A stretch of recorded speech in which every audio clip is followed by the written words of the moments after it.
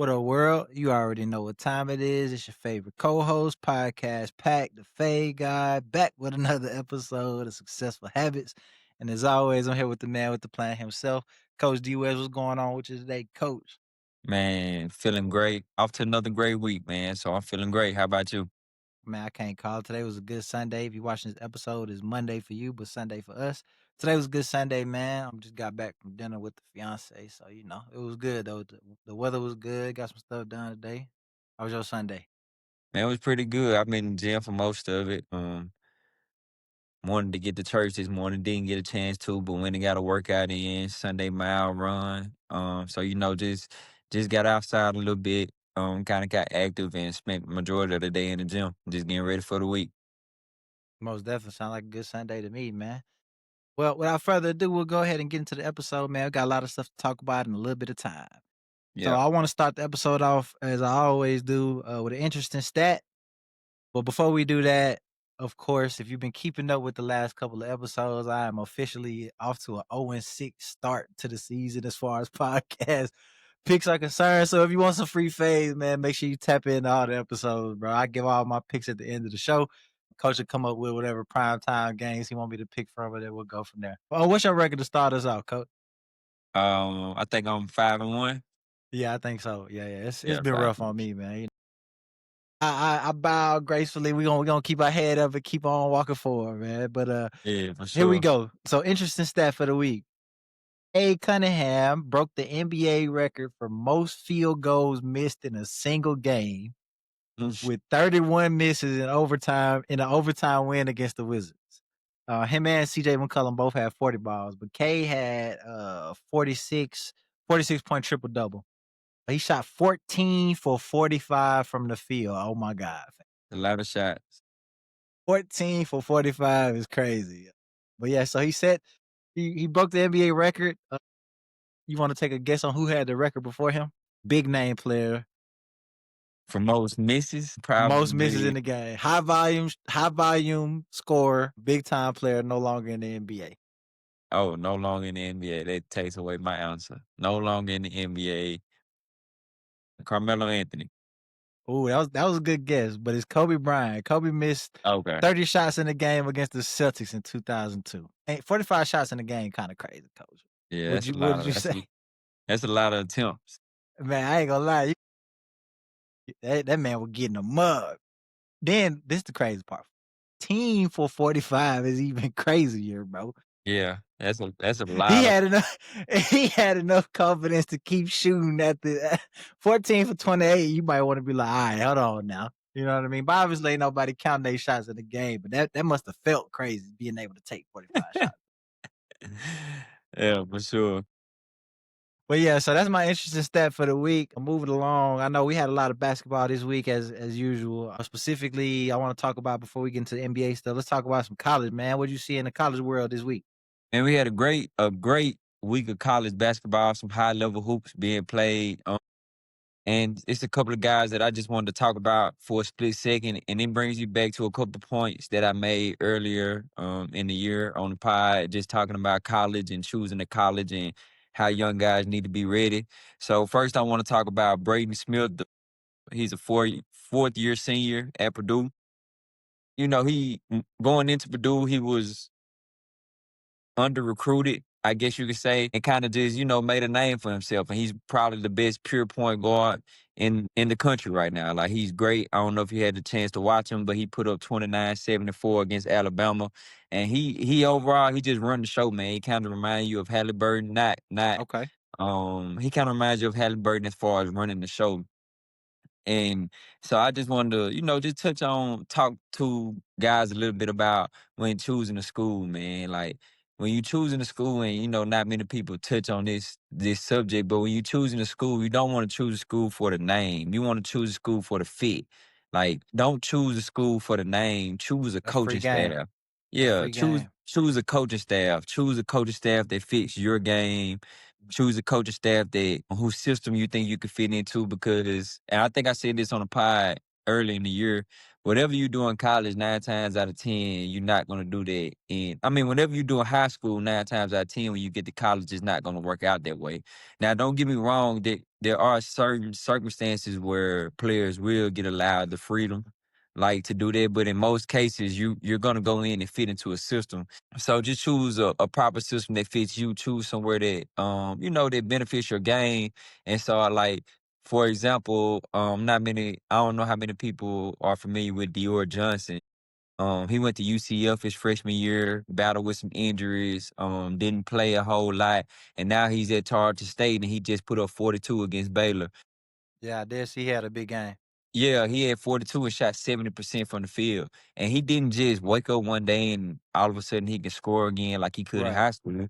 He just was in a different system now. He's in a Yeah. different system that requires more of him. So, like, and that just goes a long way when you choosing schools, and especially because a lot of high school kids, they get caught up in the hype, they get so caught Mhm. up in the school. Man, you need to choose a coaching staff. And I'll give you a perfect example of that. I don't know how many people are familiar with JT Toppin, but he plays for Texas Tech, and he's one of the better players in the country, and he plays for one of the best coaches in the country. As I was watching the game against Illinois, they went to Illinois and played the number 14 team in the country, and he just completely took the game over. But he's been in that system for the last couple of years, and this Mhm. system has just evolved his game, and he knows the in and outs of the system because he's been in there. He knows what the coach is looking for. The coaches know Yeah. how to get him to his spots, how to get him going. Like, that goes a long way, especially in college. And he put up Right. 35 and 11 against the number 14 team in the country. And if you're not familiar with Illinois, they're always tough. They're gritty. They're Mhm. going to guard. So, like, that just goes to show you how good fit is. And I'll give you another example. I'm pretty sure everybody heard of Mikey Williams. Of course, he had some other situations going on. But as far as on the court play, he had 30 not too long ago. Yeah. He's doing pretty good right now. Last game he had 14, 6, and Solid. 5. Yeah, he, Solid. he just solid right now. He looks like a guard. He's averaging around 17 points, somewhere around there right now. And his game is just continuing to grow, but he's with a coaching staff that's helping him evolve. Yeah. Like, he's in a different system now. You know what I mean? So when you're choosing a school, man, just make sure you choose a school that fits you, because, like, there are gonna be circumstances where freshmen are gonna come to school and they're gonna ask to do a lot. Like AJ Mhm. from BYU. Man, that BYU staff wants some AJ, is understood. He's a 5-star freshman coming Yeah. in, potential lottery pick, and they ask a lot out of him. And I don't know if you had a chance to check him out last game, but he put on a show in TD Garden, putting up Yeah. 25 points and just He completely took played the game hard, over. man. Yeah, Yeah, for he sure. took the game over. He took the game over in the second half. And they were down like 17, and UConn ended up beating them by 2, and UConn's a well coached team. But these are just examples of, man, coming out of high school. First of all, you need to be watching college basketball, Mhm. especially if you're in high school, I because was just about to say that. you need to be looking for a system that, hey, okay, my system can fit. I can fit in this system right here. Yeah. I can see myself in this specific role. I can do this thing. Cause, like I said before, like, it's no guarantee that you're gonna come out of high school. Just because you average 28 points out of high school, like, that doesn't mean you're gonna go to college and score the ball. Like, that doesn't Right. mean that. It just depends on player, system, circumstance. It's a lot of factors Mhm. that dictate that. And you gotta be okay with that. Like the kid Braden Smith, like, he just stayed down the way to his time, like, and Yeah. just ran the system, ran the offense. Be great at what you're great at. Like, if you're a great playmaker, be a great playmaker. If you're a great shooter, be a great shooter. Not saying don't do the other things, but be great at what you're great at. Like, whatever you're Facts. great at, be elite at it. You know what I'm saying? That's Facts. the fastest way to get your game to translate to college. And I think, Yeah. so if you're in high school not watching college basketball, you need to be watching college basketball. You need to be getting Especially if a feel. that's the route you're trying to take. If you're trying to go to Yeah, the for next sure. level, you For know. sure. So would you say it's a good idea for, because it's crazy because I was talking to one of my homeboys about his nephew just committed to Michigan for football. So, I was telling him like, make sure that he going up there because they really want him to go up there, and they already explained to him how he gonna fit into their system, what his minutes gonna look like, not just because you got Michigan on your helmet, bro. You know what I Right. mean? You want to make Right. sure, so like what as a young athlete watching this podcast, like what should what should the process be if you getting recruited by maybe somebody not, not somebody like Duke or North Carolina, but somebody like, I don't know, like a Mid-major. yeah, mid-major Nebraska or somebody like that. What should the process be as far as how do they figure out, okay, this is the good spot for me? Well, I mean, well, the first thing, like, I will watch as much as them as I can. Yeah. Like, especially if I'm serious about them, you know what I mean? Like, I will Mhm. watch as much as them as I can.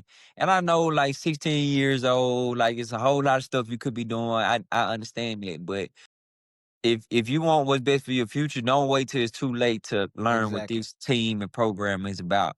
So if I was giving advice, if it was my son in the situation and we was narrowing down schools, I will watch with him as much as I can. Like I will watch the team as much as I can.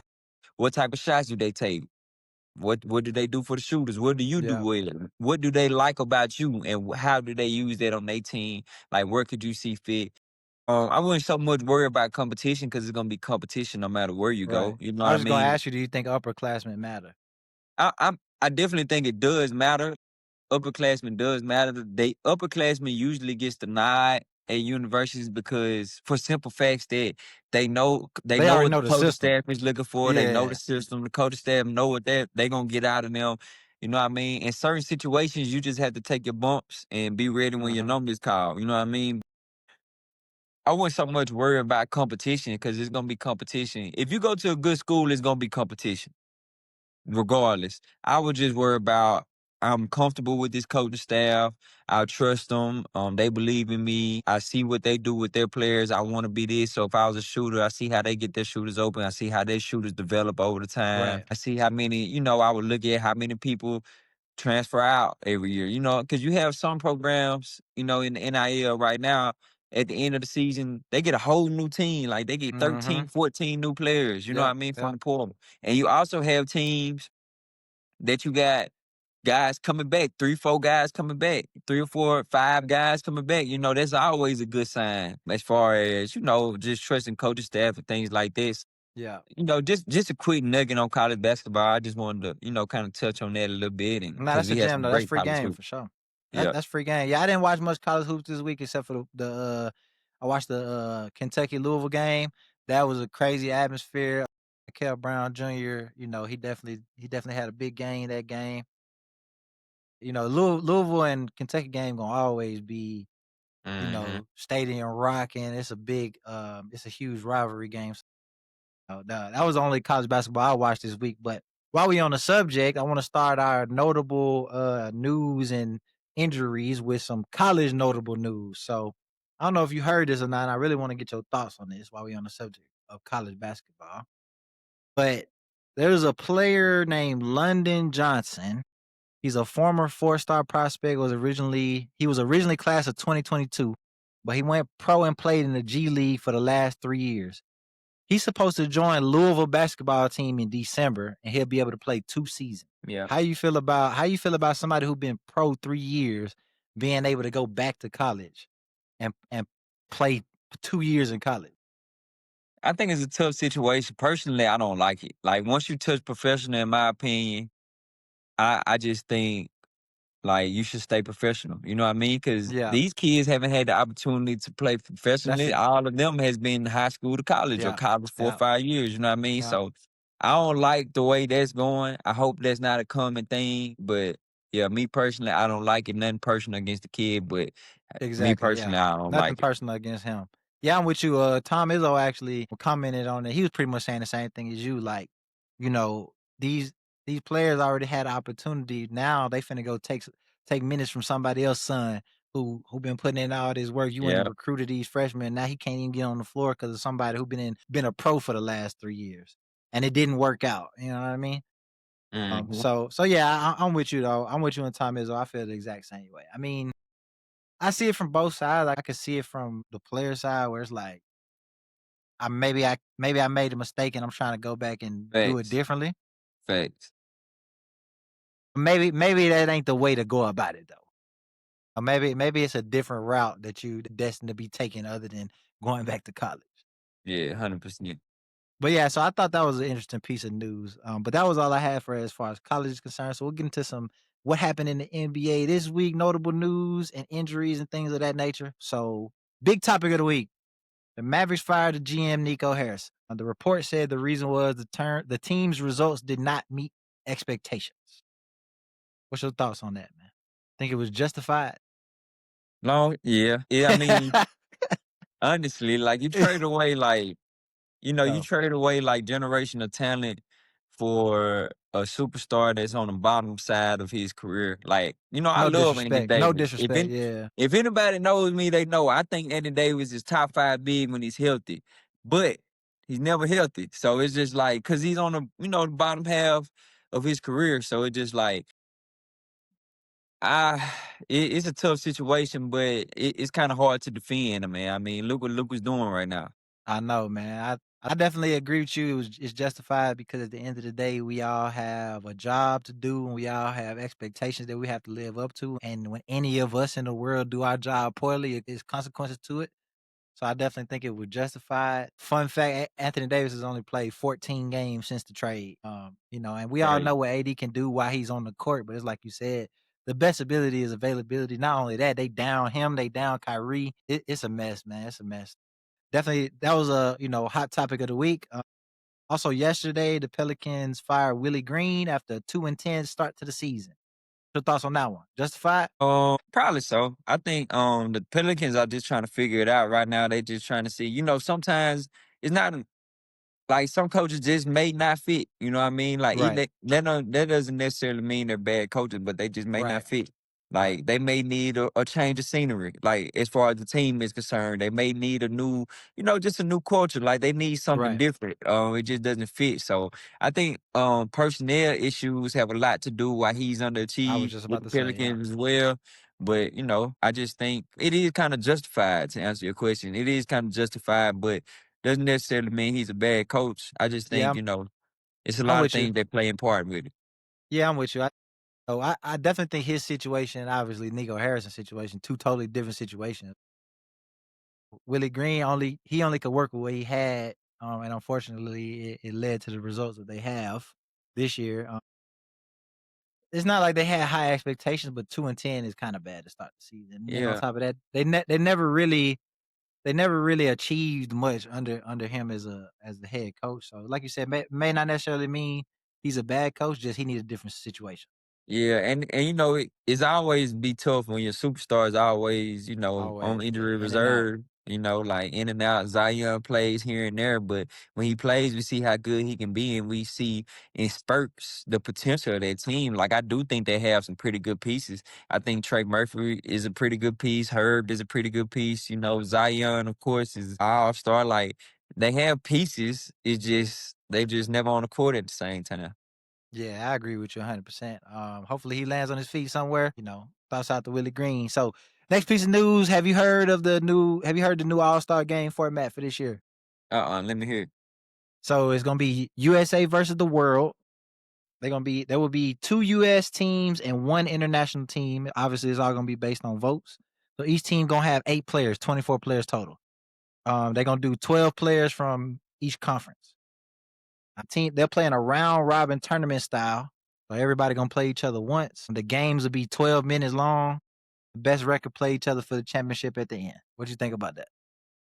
You seem interesting. I like how they trying to bring All-Star Weekend back, to the Yeah. vibe that it used to be. I think it was time for a revamp. So I like it. I like that they make changes. Yeah, I was that was gonna be my next thing too. Is I was gonna say All Star Weekend has been very, very underwhelming these past couple years. Man, ain't nobody really watching. Ain't nobody making sure that they tune in to All Star Weekend like it used to be. Right.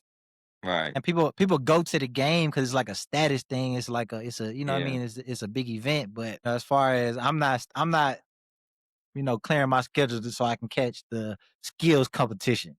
Yeah. So what do you think they need to do to revive All Star Weekend, man? We need to One get v some 1v1. one. I was just One finna v say we need to one. get some 1v1s in there, man. But how Yeah. they gonna play though? Yeah, I think they'll play 1v1 just because it's 1v1 and the pride, and I think they'll play hard. It's kind of hard to ask them to play hard in the All-Star game. They play so many Yeah, games, you know what I yeah, mean? And then to come risk injury right before the playoff, like, it's kind of hard to ask that of them. But as far as 1v1, that's like a workout. You do that every Yeah, for day. sure. You know what I mean? So I think the effort will be there.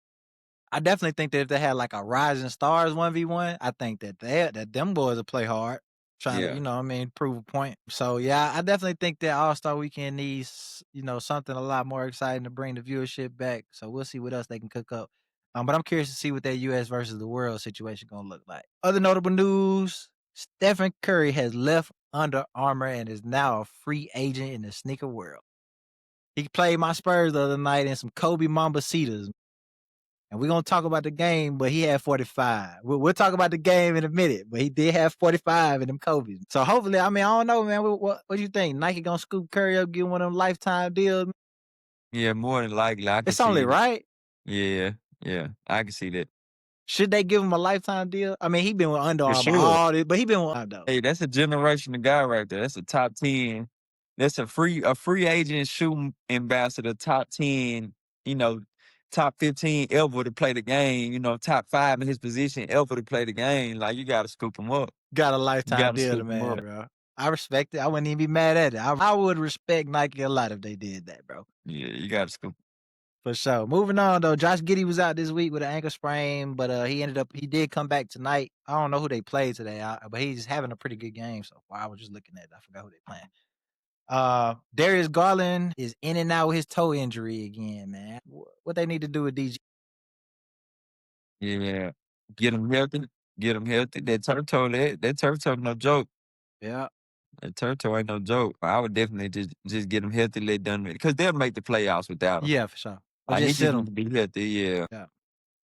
Yeah, I wouldn't be mad. I mean, Lonzo having a pretty good season, bounce back season as far as being able to be the number one ball handler. So I wouldn't be mad seeing DG be able to get some rest. So hopefully he can come back healthy. And like we said before, AD is out with a calf strain. The reports say he has to get cleared by the owner to return to play. The people were saying that Nico was urging him to power through it. So I guess that was another reason why they weren't really, because we know the calf strain typically leads to the Achilles tear, kind of like with Tatum, with Hallie, with KD, things like that. So I think it's crazy that definitely the owner say I got to make sure that I clear you before you go back because y'all ain't finna be keep on playing with my money like this, bro.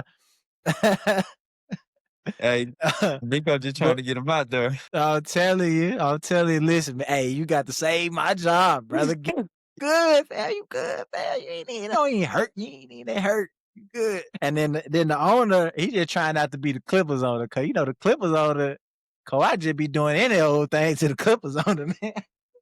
Kawhi done told Bradley Beal, man, you come over here, you ain't even got to play, man. Just come over here, they gonna pay you. It don't even matter. You ain't even got to play. Yeah, for sure. But other injuries in the league this week, man. Detroit's whole starting five was injured this week, bro. They got K day to day with a hip strain. Let me see. K day-to-day with a hip strain. Jalen Duren, Tobias Harris, and Asar Thompson all out with ankle sprains, and then Jaden Ivey out with a knee. Man. The whole listen, bro. I get well soon to them guys, bro. But the whole damn team, the whole starting five hurt. But you know what's crazy, bro? It been a lot of injuries to start the season off, Yeah. man.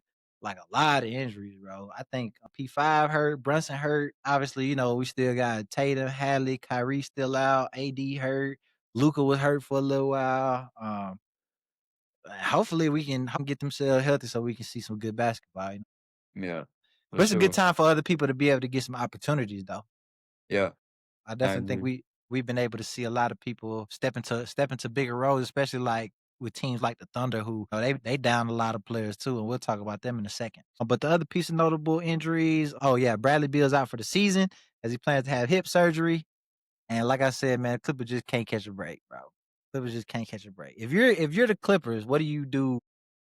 What do you do from here? Man, they made all the right moves as far as player wise. They got a good coach in Ty Lue. Man, it's just some stuff you just can't, like injuries, like you can't predict that. You can't, you know what I mean? There's nothing you can do but try to keep your guys healthy. And for them, all it's about is at the end of the day, make the playoffs. Like that's what it's about. Make the playoffs. You're not gonna be a 60-win team. You're not. You don't have the age. You know, your team is too old to be a 60, 70-win team. Make the playoffs. Gain some chemistry throughout the year. Get hot at the right time, and try to make a playoff push. That's the best thing, for the Clippers. And then if not, blow it up. I mean, The crazy part is I don't even know if they can blow it up. Like, I don't think yeah, nobody want to touch Kawhi Leonard. I don't think nobody gonna touch Bradley Beal after this. If he's able to bounce back, hopefully he can come back and play. But I don't think nobody gonna touch them. I don't think Harden is getting up there in age, so it's gonna be kind of difficult to get what you will want for a Harden. And then ever since that PG trade, they really ain't had no draft picks, bro. yeah. They really been in win now mode for the last 4 or 5 years now, and just ain't been able to get it done. Now, granted, like you said, if they can, when they make the playoffs, they always give team problems. But Hmm. I don't know, man. The Clippers organization looking pretty dark for the next couple of years, wouldn't you say? Yeah, I agree. Yeah. Yeah, so that was the last piece of notable news from the week. So let's get into some notable matchups from this week. So first on the list, the Heat versus the Knicks. They played twice this week and they split 1-1. The first game, the Heat won at the buzzer in overtime with an inbound lob to Andrew Wiggins. Did you catch that play? Yeah, for Talk sure, to me. Talk to me about the action. What did you see? Because that was a man. crazy play, bro. Yeah, Coach Spo, man. Hey, Coach Spo, I ain't gonna say he underrated because he's one of the highest paid coaches. I think people respect his mind. So I know he's respected, but man, that play doesn't get enough credit. They had a baseline. If you missed the play, it was a baseline man running through a stagger screen. All right, so you have somebody space ball side, shooter space ball side. Ran through an elevator. I've said stag. I meant elevator. He ran through an elevator screen.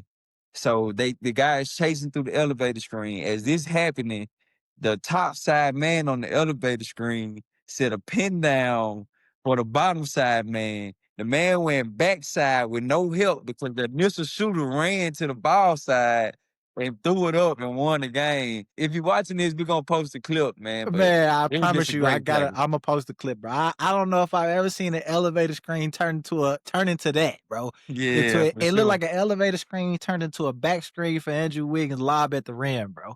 For sure. That was tough. That was tough. That was tough. That That was was a tough. genius play by Coach Spo, man. So that was a big game. Like I say, they win at the buzzer in overtime. The second game, the Knicks won 140 to 132 in regulation. They had 39 and 11 boards, 6 for 14 from three.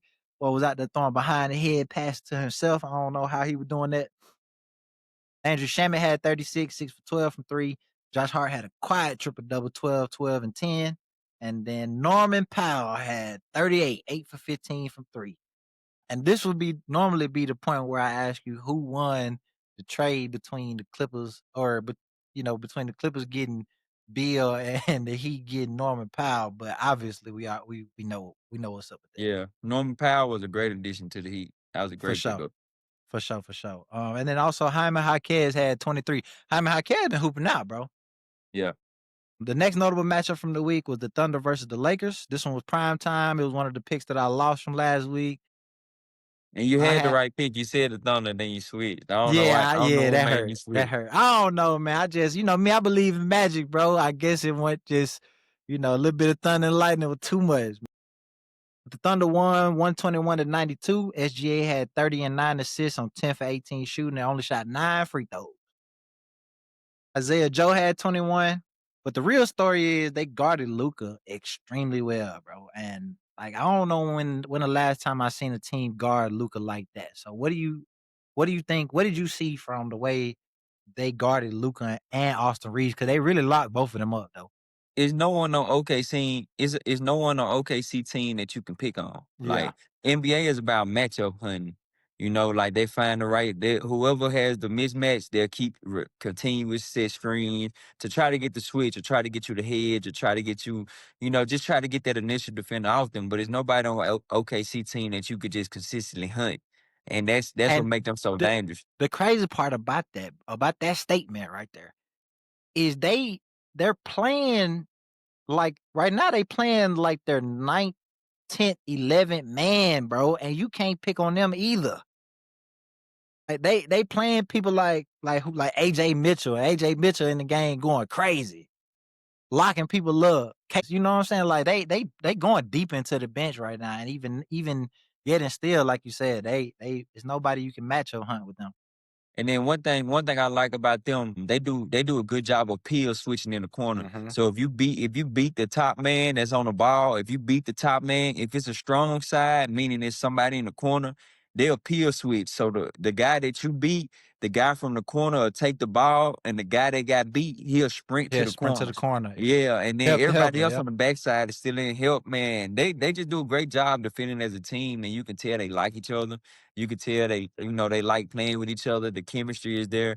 And once you got everybody thinking the same thing on the same mind, man, Hmm. you're tough to beat. And that's the reason why they're rolling the way they are. Just think about their 7-3-9 Warriors team. It was the same thing. They all was on one accord. They all thought alike. You Yep. know what I mean? So that it's just the same thing with this OKC team. I think the scary thing, or scary to some, but beautiful thing too, is that when you watch them play defense, especially against Luca and Austin Reeves the other night, bro, they was sliding their feet, no hands. You know what I'm saying? Sliding feet, like it made it real hard on the referees to call anything, bro. And Luca's a lot like Shea. They like to get to the line. They like to get going from the free throw line. They like to draw fouls, things like that. Nah, man. OKC put on a clinic, bro. That was a defensive clinic. It was crazy. The Thunder are currently 12-1. Who do you think is going to be their next big test? I haven't looked at the schedule for them, but I would like to see them match up with the Nuggets though. I think that would be a nice little test for them. So the Warriors currently have a record for most wins, 73-9. You think this team can get it? It's early, but they're on track. It's so hard They to on say, track. man, because they only lost 9 games, and you're one injury away from just you losing more than 9 games. You know what I mean? So it's a lot. It's a couple things they playing in Coach, there they done like are this like the luck. crazy part though, Coach. They already had they one injury. Yeah, And but the second injury and the third injury and the fourth but injury. losing somebody like Shay though, you know what I Yeah, mean? yeah, Like yeah. it Facts. changes the dynamic. Like that's the MVP at the end of the day. They'll still be, pretty well, but they Facts. won't be 73-9 without Yeah. Shea. So it's Yeah. just like it's kind of tough to say, but I will say they are on track though. If they don't have any more injuries from the point they're at right now, you think they can do it with Yeah, the team they got right now? I think they can do it. I I think think so they can too. do it. If Them they boys can't play. do it, they'll be extremely close. They'll be super close. Cause Yeah, they won like 68 games last season. yeah. So yeah, I definitely think that if any team, and it's crazy because it ain't even been that long since the Warriors did that. But if any team can do it, I think that this Thunder team can do it, bro. They play both sides of the ball. They hounds on defense and they know how to score for sure, for sure. So that was the prime time matchup for the week. And then moving on to the other prime time game that I guess wrong on last week. Knicks versus Magic. The Magic won 124 to 107. Brunson did exactly what I expected him to do. He had 31, but he needed some help from his supporting cast, man. Plus, the Knicks couldn't get stops. They had Bane was on triple double watch, 22, 6, and 8. But Franz had 28 and 9. I think P5 is out. I think he got hurt this game too. And then Anthony Black had 17. Magic are they so up and down right now, man. I just need to see some consistency from them. And then Yeah. obviously, the Knicks at home in the Garden. I definitely didn't think that they was gonna drop that one. But that does it for my matchups of the week. Did you have any notable matchups from the week? No, I think you pretty much covered all the notable matchups, and then I had the college matchups that we talked about earlier. So nothing outside of that. All right, cool. So now we'll move on to the game of the week and the player of the week before we get ready to close out the show. So out of all the basketball that was played this week, who you giving your game of the week? And I can do college too. You can do college too. I'm gonna give my game of the week to JT Toppin, man. I don't know if anybody's familiar with this young man, but and they lost the game. All right. So I'm giving him the game of the week, even though they lost. If you can go back and watch this, if you're watching this episode, just go back and watch what he did to Illinois. I think he scored like 16 straight to kind of put him in striking distance. But they went to the number 14 team in the country. He had 35, 11, and 3 blocks, Ooh, 3 boy, was hooping. steals. Yeah, he was hooping. Had anywhere between 12 and 16 straight. And he Mm, just took the game over. He just took yeah. the game over. And so even though they lost, this game wouldn't have been nowhere near as close as it was if he wasn't, doing what he was doing. So he gets my my game of the week. Okay, okay, cool. So my game of the week is actually gonna be games of the week. I mean, I'm gonna give my games of the week to the Spurs and the Warriors, man. The Warriors came to San Antonio and handled business on my Spurs 2 times this week. Both games went down to the wire, but unfortunately for my Spurs, Steph showed Wemby that there's levels to this, bro. The first game, the Warriors won 125 to 120. The second game, the Warriors won 109 to 108. So I'm gonna give my player of the week to Stephen Curry. The first game, he had 46, 5 for 16 from the 3-point line. The second game, he had 49, 9 for 17 from the 3-point line. I mean, like I said, bro, he was out there on a mission to show that it's levels to it, man. There's levels to it. How many more years you think Curry got? I hope a long time, but I'm gonna say at least 5 because the way he plays. Now, the only thing that worries me, well, he'll continue to stay in shape because he's committed to off Mhm. season. Clearly, like he's the Mhm. best in game athlete. There Yeah. probably it's an argument that he might be the most in shape basketball player ever. I don't know Like the how way that's an he moves, argument. yeah. He gotta be the most. I ain't never seen him stand still, man. But the way he plays, the way he shoots, is not wear and tear on his knees. He at least got another 5 years, I think so too. at least. I think so too. I think one day his max speed being able to run around them screens and stuff like that will be a little slower than Yeah. it is today. Yeah, I yeah, for mean, sure. Now he'll start to slow down for sure, but I think yeah, he continue to play though. yeah, for sure. And as long I ain't gonna lie, man, as long as you can shoot that basketball, man, you'll be on the court. Yeah. You'll be on the court. And you got a Yeah, little eye.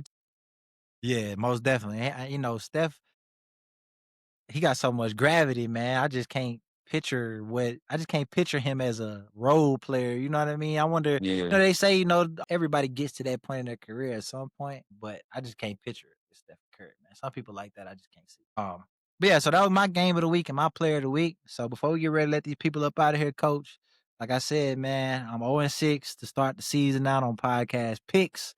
So what you got for me, man? Let me see if I can get my first dub next Man, week, I'm man. gonna let you pick the games. Maybe I'm gonna let you pick the games. All right, what we do? Prime time Wednesday. Let me see. Let me see. Let me see Yeah, what we prime got, man. time. Let me see. Should be Wednesday or Thursday this week. Maybe that's what we need to switch it up a little bit. Yeah, we got ESPN games Wednesday, but I think it's another day too. The ninth. Yeah. All right, so we'll just rock out with the prime time games as usual, man. Since everybody should be able to have the ability to tap in and watch the games. So Wednesday we have the Houston Rockets at Cleveland, 7 p.m. Eastern Time on ESPN. And then the second Hmm. game is the Knicks at Dallas on ESPN as well, 9:30. So let me hear yours first, Coach. Rockets at Cavs. All right, Rockets at Cavs. I think I'm gonna go with Cleveland with this matchup. I think it's a bad matchup for Houston. Um, I think Cleveland gonna put on the clinic defensively. I'm not saying they're gonna bottle Houston up, but I think they'll be able to give them some mismatch problems, and especially with the way Mobley switches. Then they have, assuming everybody plays, of course. Then Yeah, they yeah. have Jerry Allen down low. When they do the big line over Steven Adams, I think Donovan Mitchell be able to carry the guards. I like the Hunter KD matchup, especially when Mobley's not on them. I think they have enough inside to keep Twin in check. So I'm gonna go with the Cavs in that matchup. So the other matchup is Knicks at Dallas. I'm gonna roll with the Knicks. Even with the hurt Brunson, I think they should Yeah, have for enough sure. to beat Dallas. Dallas is just kind of trying to figure it out right now. Yeah. Okay, Wait, is, cool. is Anthony Davis projected to be back? I don't think so. Let me double check though. If he's projected to be back, then I'm gonna roll with Dallas. But if he's not, then no, it say 7 to 10 days, so he'll be out. All right, so you rolling with the Knicks. Yeah, I'm a roll with the Knicks. I might All right, regret cool. it with no Brunson, but I'm gonna roll with 'em. All right, cool. I think this the week right here that I give me a dub this week. So Okay. first game, Rockets at Cavs. I'm gonna go with the Rockets. I think that they starting to figure themselves out offensively. They got a nice flow to the offense. KD has been getting out to some real hot starts lately, and I mean, as we know, ain't nobody really able to do nothing with KD once he gets rolling. I think that they got big talent as far as Şengün is concerned. I think that Jerry Allen and Mobley will do a decent job on them. I just don't think it's gonna be enough. as far as Yeah. stopping them. And then Reed been playing some pretty good basketball, man. He finally starting to be able to knock down some shots, put the ball in the bucket. So I think that they might be able to pull it off. On top of that, I just think that the Rockets have enough size to kind of slow down Donovan Mitchell. So give me the Rockets at Cavs. I mean, in the second primetime game, Knicks at Mavericks. If I don't win the first game, I for sure should win this one, bro. I'm going with the Knicks. Now, if the Mavericks win this game, it is official that you can just fade anything I tell you, bro. Anything I like, go the other way, bro. If the Mavericks win this game, bro. So I'm gonna go with the Knicks with you. All Okay. right, so that's my picks for the week. Let's hopefully I can give me one, man. Hopefully I can give me one. Well, before we let the people go, Coach, what you got to say to them? Nothing. Another week now, man. Closer. We got Thanksgiving around the corner. I pray everybody has a good week leading up to that. We still will be dropping next week, but it's less than 2 months left in the year. So close out the year strong. Continue to get better. Continue to grow. Continue to chase new heights. Continue to challenge yourself. Continue to get outside that comfort zone. Continue to get to that next step. For sure, for sure. So before I let y'all go, before we get ready to close it out, my last words for the episode is, man, number one, have a good week. If you're watching this episode, it's Monday, so let's get out to a good start. Successful habits, practice some successful habits today. Make sure every single day you get up and you do something 1% better than you did yesterday. But like Coach said, we're getting towards the end of the year.